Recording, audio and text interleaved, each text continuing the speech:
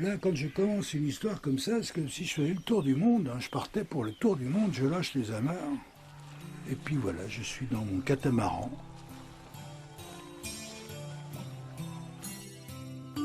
Otto Aristides, plus connu sous le nom de Fred, est l'un des auteurs majeurs de la bande dessinée française, l'un de ceux qui a exercé l'influence la plus profonde. Né dans le journal Pilote, soutenu par Goscinny, les aventures de Philémon ont joué des possibilités de la bande dessinée de manière constamment poétique.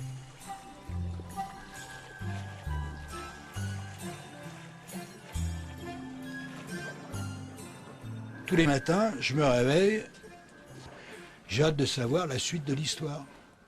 Et puis d'arriver à la fin pour savoir comment ça finit en plus. Quand je dis ça, les gens se marrent et croient que je fais des mots d'esprit, mais pas du tout. Je ne sais pas comment ça va finir.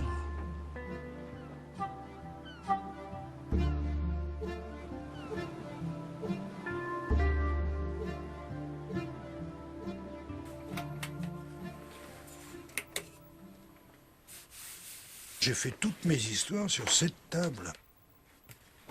Elle est en bois, elle était... Moi, je sais pas, il y a une émotion particulière. Chaque fois que je passe devant,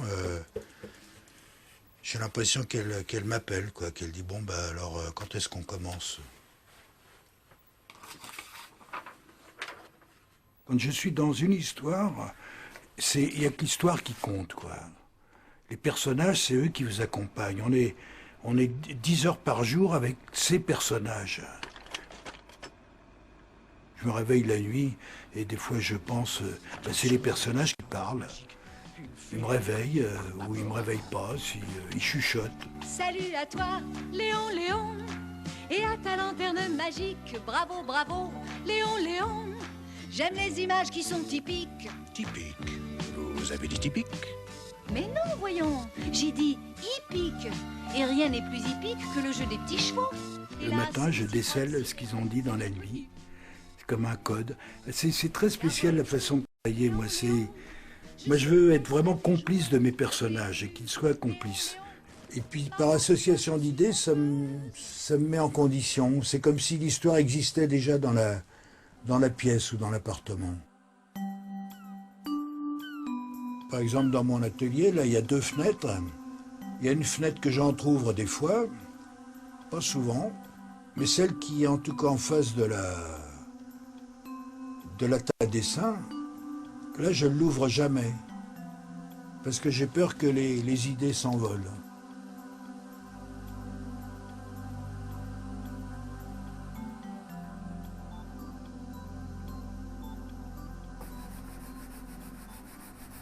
J'improvise toujours. Dans la vie aussi, j'improvise. Je ne sais pas demain ce que je vais faire. Parce que demain, on peut être mort, quoi. Là, ça m'est arrivé dernièrement, là, d'aller faire un examen. Bon, à quelques bouffées d'air près, d'air aspiré, ben, c'était terminé. En tout cas, la dernière chose à laquelle j'ai pensé à ce moment-là, eh ben, ça aurait pu être mon frère, justement, ou mon fils, ou d'autres personnes proches, quoi. Eh ben non, c'était justement que j'étais à la moitié de Philémon. Là, je commence enfin, ça fait déjà plusieurs mois, je commence un nouvel album que j'avais arrêté depuis 15 ans. J'avais fait 400 pages, et puis j'avais eu envie d'arrêter, parce que je ne le sentais plus d'un seul coup. Mais quand même, ça fait bizarre de reprendre un truc, et c'était pas du tout la même histoire au départ, évidemment. Il y a 15 ans, eh bien, j'avais fait ce dessin-là, d'un des personnages que je voulais mettre en scène. Je n'avais pas encore trouvé ni le nom, ni rien, mais Bon, tiens, ce serait bien de mettre une locomotive, mais bon, ce serait pas original de lui mettre des roues, donc je vais lui mettre des pattes, puis je vais l'appeler la loco à pattes. Et l'histoire, c'était justement que la loco à pattes était embourbée, et c'est drôle parce que je l'avais laissée à un moment où elle était dans un marais embourbée.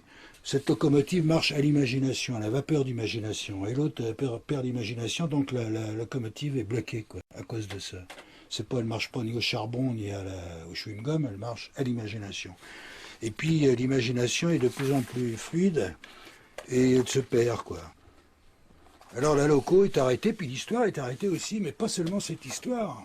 Toutes les autres histoires que je fais sont arrêtées.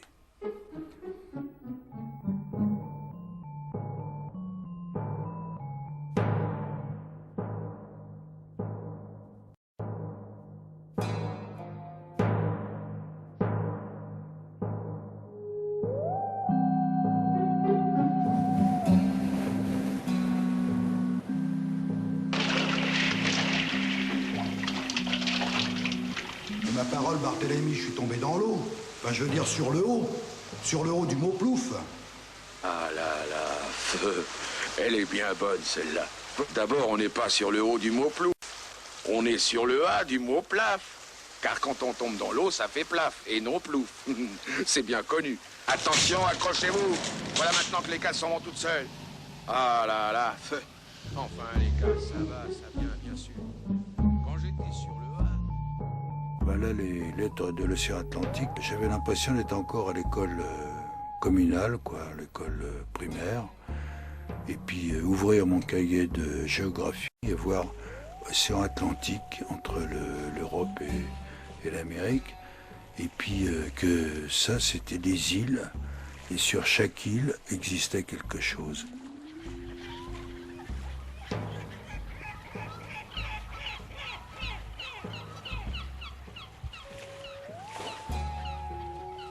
Sur chacune des lettres se passe quelque chose d'extraordinaire.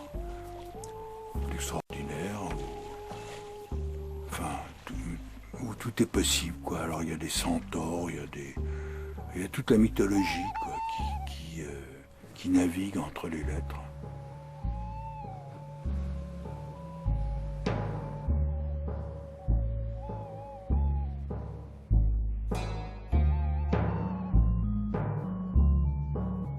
Les rapports de Philémon avec mon fils sont très profonds, évidemment. Comme chaque auteur, soit on se met en scène, soit on met en scène les personnages qui sont autour de soi. Quand j'ai commencé Philémon, il devait avoir une dizaine d'années, et il était très proche, c'était un adolescent, un petit adolescent, quoi. Puis en plus, ce qui était extraordinaire, c'est que justement, lui revenait de l'école, et il était outré parce qu'il y a des enfants qui se moquait de lui en disant ouais, mais l'histoire que raconte ton père, c'est des conneries parce que ça n'existe pas, les lettres de l'océan Atlantique et tout ça, tu vois. Et lui était vexé et il m'avait dit une fois, mais tu sais, ça n'existe pas les histoires que tu fais quand même. Et moi j'ai dit, tu verras plus tard que tu comprendras que ça existe bien plus que toutes les autres histoires.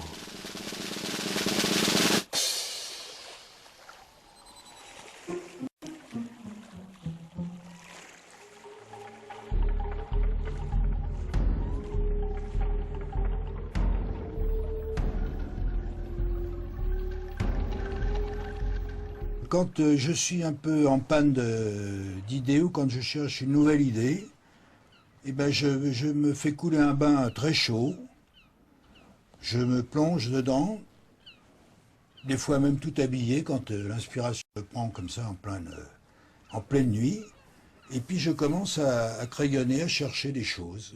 Et puis j'ai pas besoin de chercher longtemps, je réfléchis un peu comme ça, et puis je me détends, je pense à rien. Et l'idée arrive. Et alors quand le bain commence à tiédir, l'idée se précise. Quand le bain est froid, je me lève, l'idée est là, c'est fait. Je prends rarement des douches, c'est trop rapide, quoi. Faut vraiment pour des gags simples. Ça va mal et ça va mal. Il faut que l'histoire vienne quand quand on la sollicite, quoi. Enfin, ou c'est plutôt l'histoire qui vous sollicite, c'est bizarre. Des fois, j'ai pas tellement envie de dessiner, et puis d'un seul coup, il y a des images qui arrivent, et... Avant, j'écrivais comme un roman, puis après je découpais, c'était très sérieux, dialogue, page par page, etc. Mais maintenant, bon, avec l'habitude, la pratique et tout, je sais que j'ai plus besoin de ça. Je préfère partir vraiment dans l'improvisation et dans la spontanéité, tout de suite, quoi. Dire, des fois, il y a une idée, schlac, qui vient, même si elle s'en va, si elle est vraiment bonne, elle revient, quoi. Bon, si elle est pas bonne, bah, elle s'en va, puis elle n'a qu'à partir, c'est tout.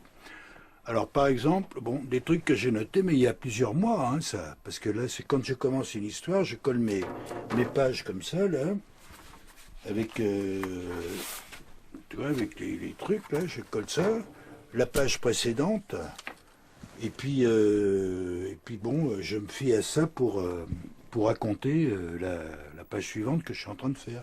Mais j'ai ça sous les yeux. Bon. Alors, bon, puis entre-temps, il me vient une idée, deux idées, tchac, que je marque comme ça. Par exemple, là, je vais dire, à la sortie du tunnel, il régnait un tel silence qu'on aurait entendu un pickpocket voler. Tu vois ? Il était aussi dérouté qu'une paire de lacets devant un mocassin. Bon, ça c'est bien aussi. Ça, je sais que c'est de moi, bon. Ah oui, puis alors, des trucs comme ça, qui sont notés, mais que j'utiliserai peut-être jamais, hein. Il attendait d'être mort pour commencer à vivre, mais il a attendu si longtemps qu'il est mort avant d'avoir vécu. C'est bien, non ?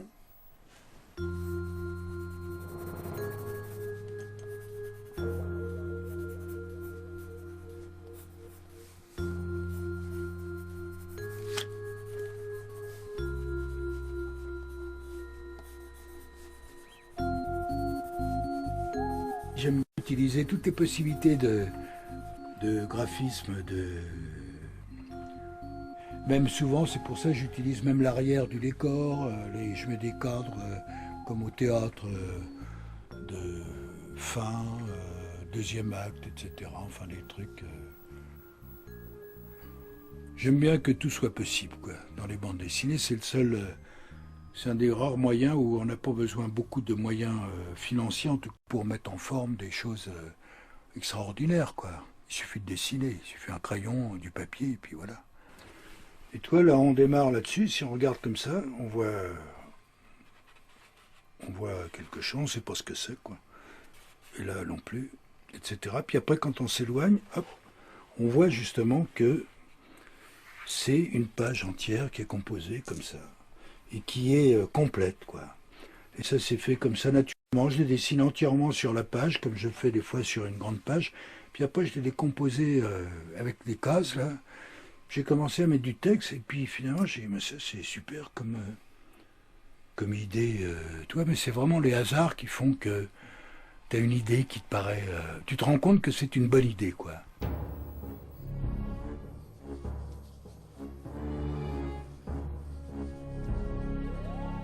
Tout est possible en dessin, c'est ça qui est extraordinaire.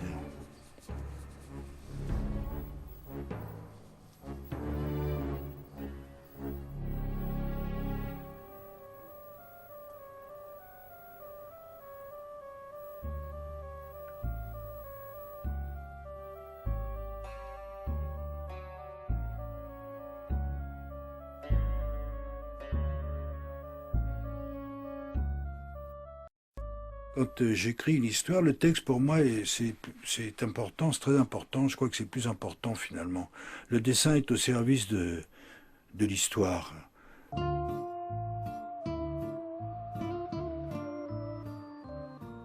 Si j'avais un seul album à revendiquer, ce serait Le Petit Cirque, quoi.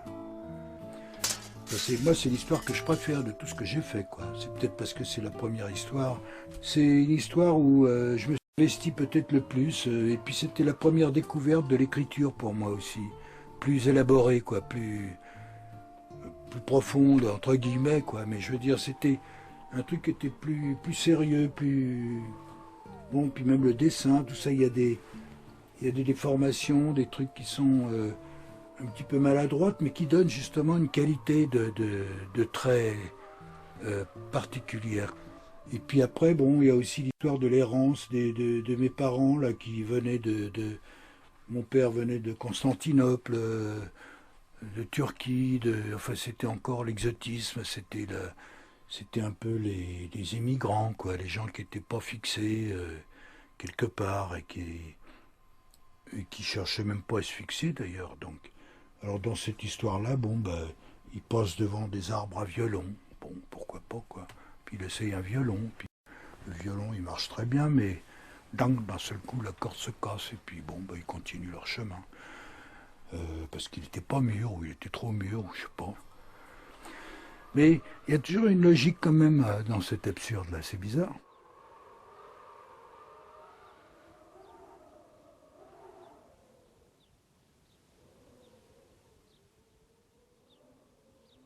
C'est très étrange parce que la bande dessinée est venue, c'était vraiment inévitable, quoi.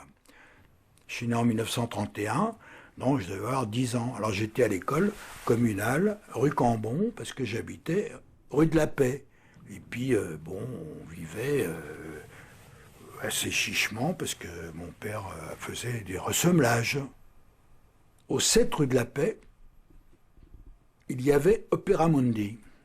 Opéra Mundi, c'était une agence de distribution que les spécialistes de bande dessinée doivent connaître, surtout l'âge d'or, disons. Distribuait Robinson, Hopla, Mickey, Mandrake le magicien, Flash Gordon, Popeye, enfin tous les dessins, quoi. Mais, à cause de la guerre, ils ont fui, ces gens-là, évidemment. Comme c'était américain, bon, ils ont été obligés de partir. Mais les bureaux étaient là vides. Et le fils du concierge du 7 rue de la Paix, qui avait mon âge, qui devait avoir une dizaine d'années, un jour, on allait à la même école, m'a dit, tiens, viens, je vais te montrer un truc.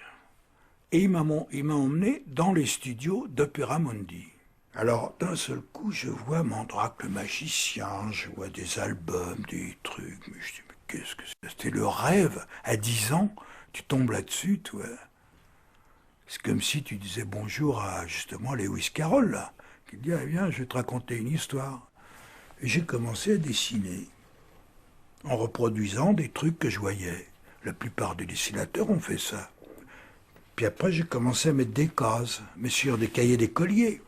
J'ai commencé à raconter des histoires. Puis il y a déjà Philémon, il y a Le Puy, il y a tout ça. C'est pas pareil, mais il plonge dans le puits, c'est déjà cet univers-là. Il se retrouve dans un océan, et puis il y a plein d'histoires.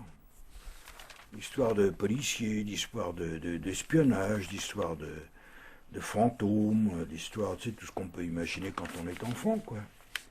J'ai commencé à présenter des dessins dans les journaux qui passaient les dessins. Mais je ne savais pas du tout que j'allais être dessinateur. Et puis je ne savais pas du tout que j'aurais pu vivre de ça, quoi. Mais c'était très dur pendant des années, hein, attention. Alors, à un moment, bon, on a décidé de faire notre propre journal, puisqu'on n'arrivait pas à passer les trucs qui nous plaisaient. On était 3, il y avait Cavana, Bernier et moi. Et puis après, il y a eu Cabu très vite, parce que c'était un bon ami, et puis qu'il dessinait vachement bien. Et puis après, il y a très vite GB qui est arrivé. Il y a Rézer, mais il partait en service militaire, mais il était encore là. Et puis il y avait, qui encore? Il y avait Topor, donc quelle brochette quand même. Et puis il y avait Volinsky qui arrivait aussi. Alors quand tu vois des trucs extraordinaires comme ils se faisaient tous, alors tu es obligé de faire toi aussi, d'essayer de faire des choses extraordinaires. Tout l'humour moderne vient d'Harakiri. Alors, bon, je voulais pouvoir gagner de l'argent un peu normalement. Alors, à un moment, bon, bah, j'ai fait Philémon, le premier Philémon, avec le cirque sous la terre et tout ça. Alors, j'ai dessiné une quinzaine de pages pendant que je bossais à Harakiri. Je suis allé voir Spirou. Et puis ils ont gardé les pages, ils ont dit, ah oui, c'est intéressant, ça bon. Puis peut-être 3 mois après, ils m'ont envoyé les trucs en disant, mais, vous savez, le public pour enfants, c'est beaucoup plus dur que le public pour adultes, ça ne convient pas du tout. Ben après, je suis allé voir Goscinny, j'ai vu, mais alors après, en parlant avec Cabu, justement, il a pris une demi-heure pour pour lire l'histoire. J'ai dit, c'est formidable, on la passe. Alors je suis sorti de là-dedans, tu vois, les larmes aux yeux. Et Goscinny, vraiment, c'est resté pour moi, tu vois, un ami perdu, quoi, mais malheureusement, mais pas seulement pour ça, c'était, tu vois, d'un seul coup, ça m'avait sauvé la vie. Là, j'avais vu une ouverture, tu vois. Puis après, ça a enchaîné, puis c'est devenu une série, puis ça peut durer, tu vois, 15, 16 épisodes. Moi, la bande dessinée, c'est une façon d'écrire. Et moi, je voulais que la bande dessinée soit pas uniquement drôle, qu'elle soit mélodramatique. Tu vois, mais pas dans le sens ringard. Pour moi, l'idéal, c'est Charlie Chaplin. Tu regardes La Ruée vers l'or, tu vas éclater de rire, et une seconde après, tu vas pleurer. Mais c'est pas des pleurs de rire.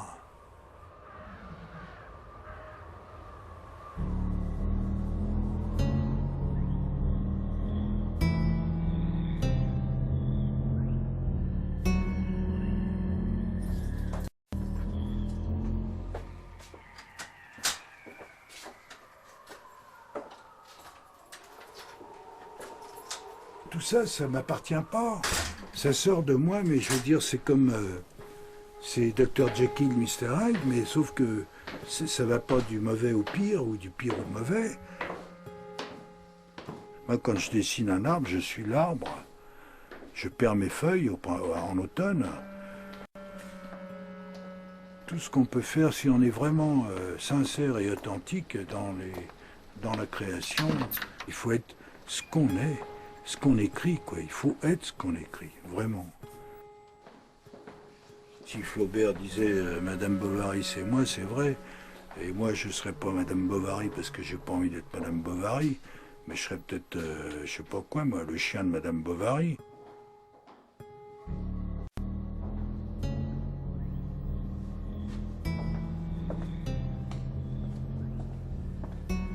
Quand tu dessines un personnage, tu es obligé d'être ce personnage. Sinon, c'est pas bon.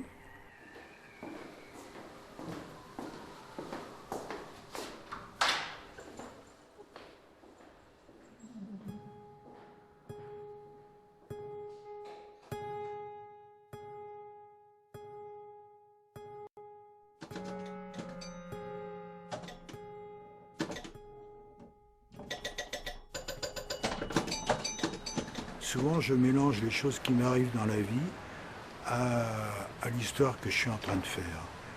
Par exemple, quand j'ai fait une dépression, j'ai dit je vais faire autre chose de plus satirique, de plus d'actualité, mais j'avais envie de faire le Corbacq. C'était un peu une satire sur la psychanalyse. Disons. Il ouvre la porte et le psychiatre le regarde, il l'installe sur le fauteuil et il dit alors comment ça vous est arrivé? Et ben, il dit je sais pas, ce matin je me suis rasé, puis au lieu des poils, il y avait des plumes. Ah, ça c'est curieux. Alors ça commence à délirer complètement et on se rend compte que le psychiatre est bien plus fou que le Corbacq, quoi. Déjà pour psychanalyser un Corbacq, c'est déjà spécial. Mais il a des baskets, le Corbacq. Il a des baskets et c'est la seule chose qui le rattache à la vie normale, entre guillemets. Et alors il dit, voilà, je me suis réveillé donc ce matin, et puis je suis allé vite au bureau en courant, là j'avais des poils, donc... dans la rue, tout le monde me regardait, évidemment, ils pensaient que j'étais déguisé, un manteau, je sais pas.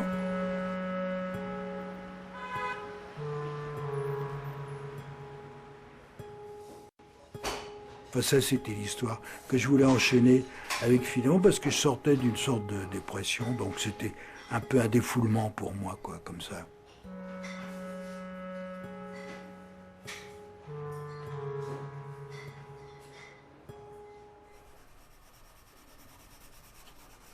Moi j'aime bien les corbeaux, tu sais, peut-être parce que ils sont souvent décriés par les gens, quoi. C'est un oiseau qui soi-disant, tu sais, comme c'est noir, comme les chouettes, tout ça, bon, les gens, ils ont peur un peu du malheur, quoi, etc.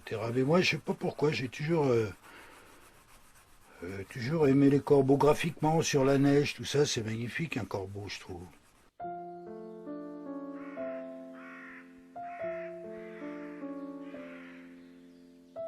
Souvent, j'aime bien la mélancolie, quoi. Parfois, pas toujours. Jules Renard disait justement, j'aime bien la solitude même quand je suis seul. Moi, je trouve ça formidable aussi, ça. Moi, je dirais plutôt, j'aime bien la solitude à condition de choisir d'être seul, tu vois. Tu vois, donc c'est déjà un autre optimisme, quand même.